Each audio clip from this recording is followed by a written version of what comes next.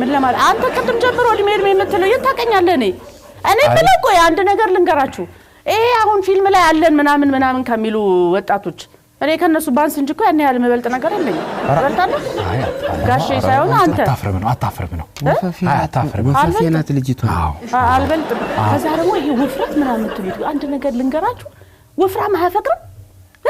ምንድነው ሲጽፉ ዳለው ምናምን ከኋላ አንተ ወገባ ገብቶ ምናምን ወፍራም አያፈቅርም ጋሼ እርሱ አሁን ምን የመሰለ ፍቅር ይዞታ ያቁም በዚህ እድሜው አይ ሳቢ መሆን አለባት ይሁን በቃ አቶኛም አይደል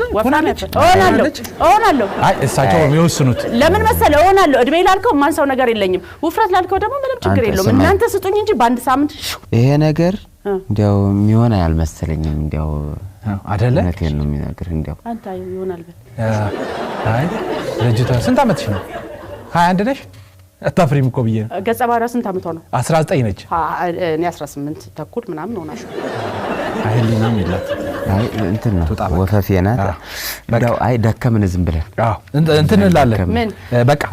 እንደውልልሻለሁ ደውሉልኝ አይ ተደውሉልኝ ከኔ ተሻለ ማታገኙ ተደውሉልኝ በቃ አድራሻሽን ጻፊልን እንደውላለን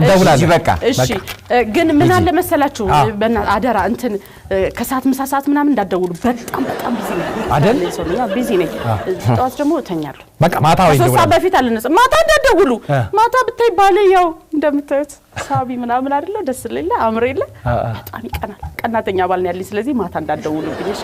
በቃ ሰዓት ፈልገን እንደውላለን 9 ሰዓት 9 ሰዓት ከሌሊቱ ነው ኖ አንተ ያማንዴ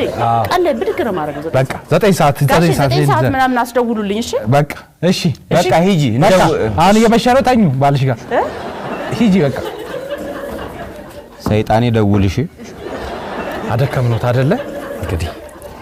ያስቸግራል እኮ አይገኝም ሰው እንደቀልድ አይገኝም አይ ዝም ብለን ነው እንደው የደከምነው ጊዜያችንንም አጠፋን በከንቱ